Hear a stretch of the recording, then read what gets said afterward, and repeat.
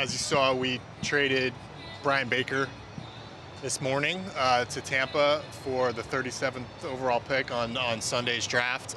Very proud of what Bryan did here. It's a guy who's a waiver claim, kind of fought his way onto the major league team.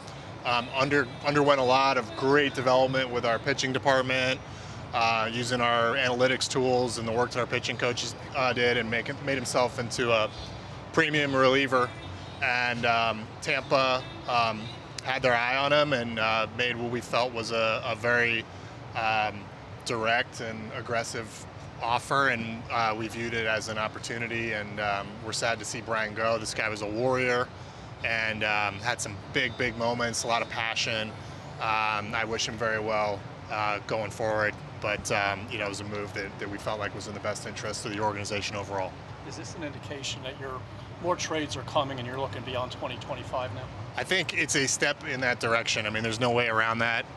The timing of the draft, and when you have draft picks involved in the trades, kind of front loads these decisions, and it's earlier than my comfort level, but we thought it was a really good return and a good trade for everyone, so we did it. This team is playing much better since the beginning of the season, and I think we've been playing at a playoff clip for a while, and the team's looking more and more like it should and like itself, and I think they're going to continue to play really well, and we're not relenting or taking our foot off the gas pedal. I think this team's moving in a good direction out on the field, and we're going to have guys getting healthy and coming up to help the team, but right now this is a trade that we wanted to make, and sometimes this job, it's a balancing act, and you got to do things that aren't perfectly in one direction or another. This team was hoping that better play would avoid the trade market. So what do you give them message-wise for them to not take that foot off the gas? I think there's a lot of transactions in this business, and it's not always linear. And you look at Detroit last year, basically traded away some major league players, and their play continued to improve, and they made the playoffs. And this is a team that is moving in the right direction, and we still have a lot of time left before the deadline, but this was a trade with the draft coming up in a couple days that we had to make a decision on. Didn't want to pass up on the opportunity. We're hopeful we can use the pick wisely, bring a lot of value back, and Bryan's going to a good place. Is there anything this team can do in the next couple of weeks to avoid more trades like this, or what do you need to see to maybe make different types of moves than ones like this? Well, I think we're not playing exactly the way that we want and are capable of, and we've had some losses in the last couple of weeks that could have easily gone the other way, and it'd be nice to have those. But we put ourselves in a position where you're on a razor's edge with a lot of those games, and the hole that we dug in the standings at the beginning has just put us in a tough spot. So obviously we want to win as many games as possible here going into the All-Star break and going into the deadline, but as opportunities come along prior to the trade deadline, the job of the front office is to weigh them. We wish that the team was in a better spot in the standings. I've talked about it.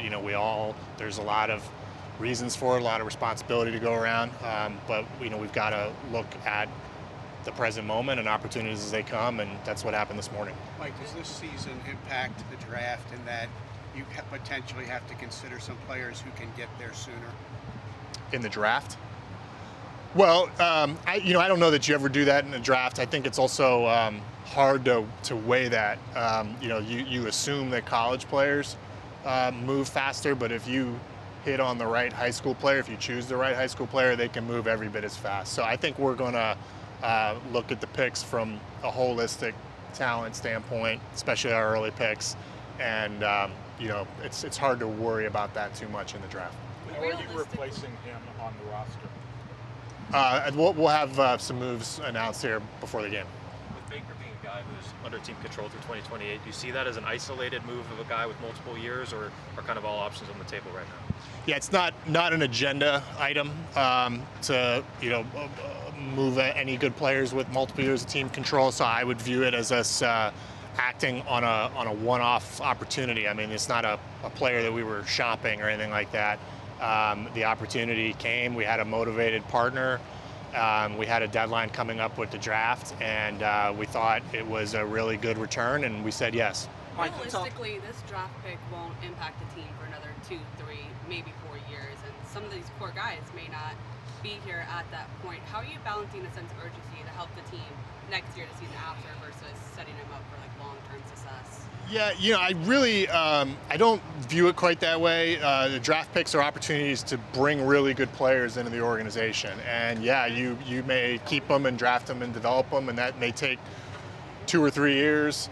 You may trade them that winter, and that can impact the team. So this is just, hopefully, we're going to see what we do with the pick. I have no idea who we're taking with the 37th overall pick, but we'll bring a really good player into the organization that we wouldn't have otherwise had. And there's a number of ways to monetize, to extract value from a really good minor league player. Mike, you talked about this trade being a step towards looking beyond just this year. How tough has it been to kind of accept the reality of the spot you're in to now make some of the moves that you didn't anticipate having to make this year?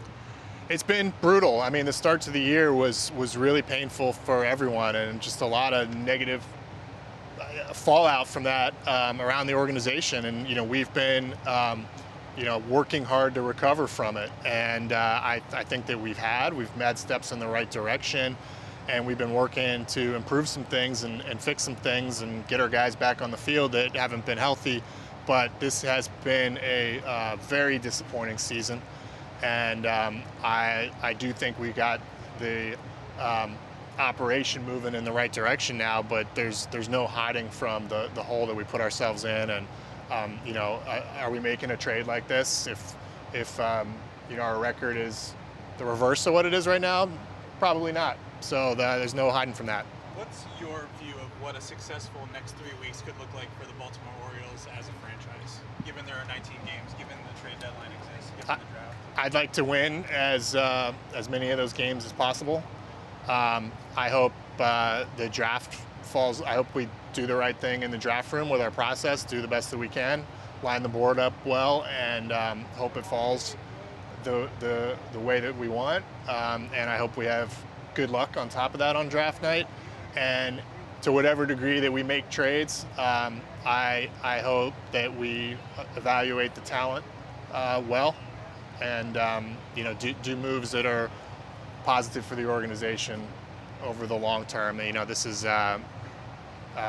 something that was not our plan to be trading players off the major league team right now in July, but we're responding to the situation. But we'll see what the next few weeks bring. What does this do for your draft approach with regard to the abundance of picks in the top 37 and access to a greater bonus pool as well? I think we might have the largest bonus pool right now. I'm not positive about that, but that gives us a big opportunity to flex our muscle, and hopefully if there are players that cost a little extra money because they've got college commitments, we'll be able to use it.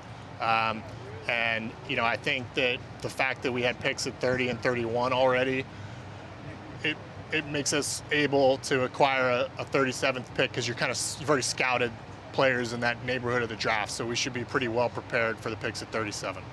How important is this draft for the medium and long-term future of this organization? You've talked about obviously the farm system has lost some pretty good players, graduated some, traded some. How important is it to have 7 day one picks, 4 of the first 37 picks for the future of the org? I think they're all really important. By and large, this we've drafted well the last 6 years or whatever, and a lot of that is the great players that you see out on the field. So all the drafts are important, but when you have this amount of picks, it is more important. There's no question about it. We've just got much bigger opportunity ahead of us, and the draft is a lifeblood for a franchise like ours. Some of the players that you could presumably be trading have struggled over recent weeks. How do you go about making sure that you're getting proper value for those guys if they were to be dealt, versus still looking towards next year and in the future? Well, anyone on this team who's not healthy right now are struggling a little bit, not playing at their level. Our focus from a coaching standpoint or from a training staff standpoint is getting them back out on the field and playing as well as possible to help the team, and that's what our focus is with those guys.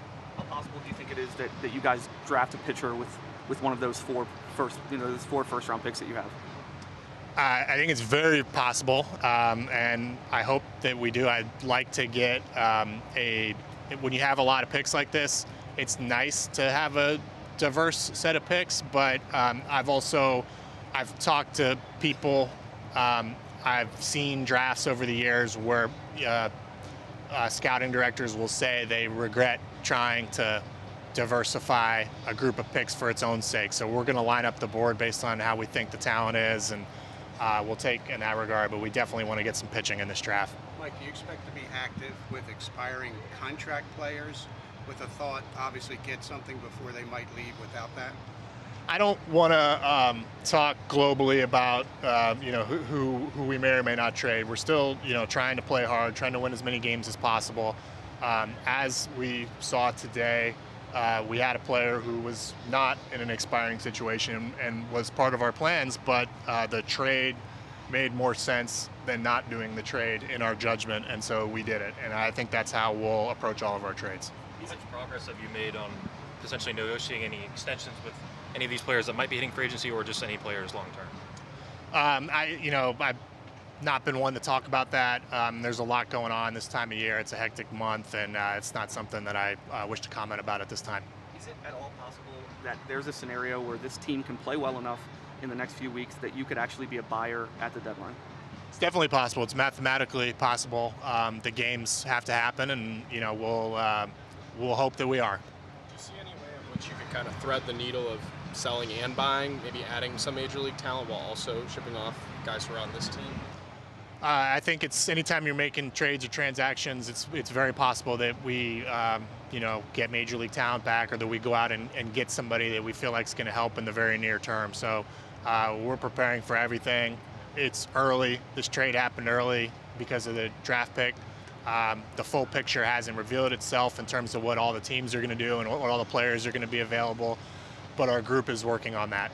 Are you committed to making this team a winner in 2026 and not going through another rebuild? Yes.